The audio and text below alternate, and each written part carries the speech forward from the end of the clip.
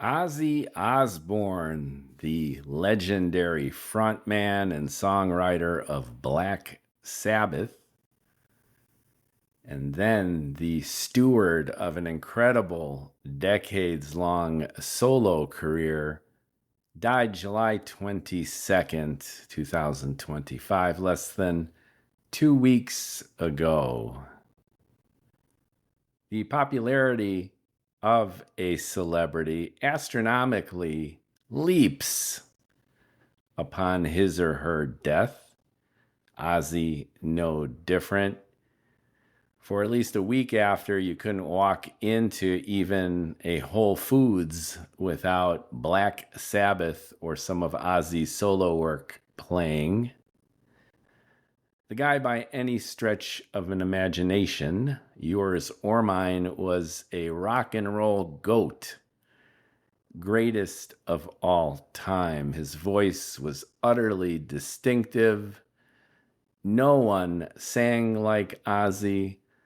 No one stitched together melodies on top of heavy metal Tony Iommi riffs like Ozzy did. A reputation, a life in the limelight, well deserved. Today, though, I'd like to take a tweaky kind of angle on Ozzy's fame in today's episode of No Hair, All Heart. I'm Mookie Spitz, the No Hair host, full of heart, and I would like to talk about blaming Ozzy Osbourne for Donald Trump. Specifically, how reality TV created the market for The Apprentice, which created the market for MAGA. Welcome aboard. We all need someone to blame. So if you're upset about Donald Trump's resurgence, reclaiming his ketchup-stained seat in the Oval Office, maybe blaming Ozzy Osbourne might help. I got the idea from my Gen X friend, Ivor, who offers smart and refreshing opinions while representing, ostensibly, the future of America. You know what I wonder, wrote Ivor? Ozzy Osbourne essentially invented reality television where a celebrity stars themselves. I feel The Apprentice was just one of the many such shows that followed in its footsteps, along with Hogan Knows Best and that one where Ashton Kutcher pranks people. Back in the late 70s and early 80s, dazed and confused era of American suburban high schools, we idolized classic rock bands and their stars. The more eccentric and over the top, the better. At the pinnacle of this unholy Mount Olympus thrashed Ozzy Osbourne, frontman of iconic metal band Black Sabbath. Even then, he was considered royalty. That rock and roll goat I mentioned, unique, untouchable, the man. 20 years to the month before the Osbournes aired on MTV as one of the first and most popular reality television series, we were already telling Ozzy personal stories, highlighted by the sudden and shocking death of his solo career's lead guitarist, Randy Rhoads. They had to identify Randy by his teeth, I remember a classmate saying sardonically. Ozzy watched the plane crash from his bedroom window. Always surrounded by a swirl of controversy, everything from the alleged Satanism to rampant drug and sex addiction, never a dull moment with Mr. Ozzy Osbourne. Shifting modalities from vinyl spun music to music videos was mind-blowing for all of us at the time, a major state change. and a harbinger of the eventual superpowers of on-demand digital streaming, social media, and of course, Ticketmaster price gouging for live events. The coup de grace was blending yet another dimension, that of real-time celebrity biopic storytelling. And Ozzy, in that perfect storm, was the pitch-perfect genre trailblazer. The Osbournes ruled the MTV and cable roost from March 2002 to 2005, creating an insatiable hunger for more such programming trash, with shows featuring, as my friend Ivor mentioned, Hulk Hogan, Gene Simmons, and Bret Michaels leaping into and fueling the ongoing cable wars. Overlapping the final year of Ozzy's show came The Apprentice, hosted by New York real estate tycoon ellipsis ... Donald Trump. Created by Brit Mark Burnett, co-produced and hosted for 14 seasons by Trump. That's a long run, folks. Back in 2015, when I, among millions of other naive Democrats, dismissed Trump as a ridiculous anomaly, 14 seasons on national television stamps that brand personality into the cerebrums of millions and millions of people.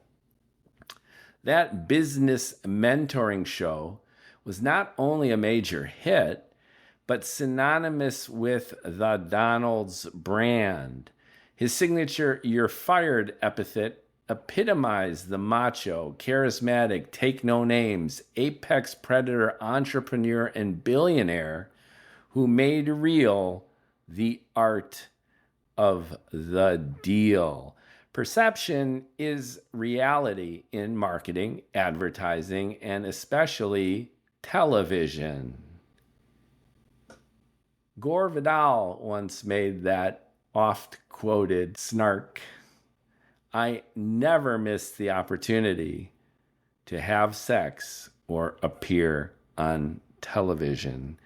It seems Donald J. Trump picked up where Gore left off.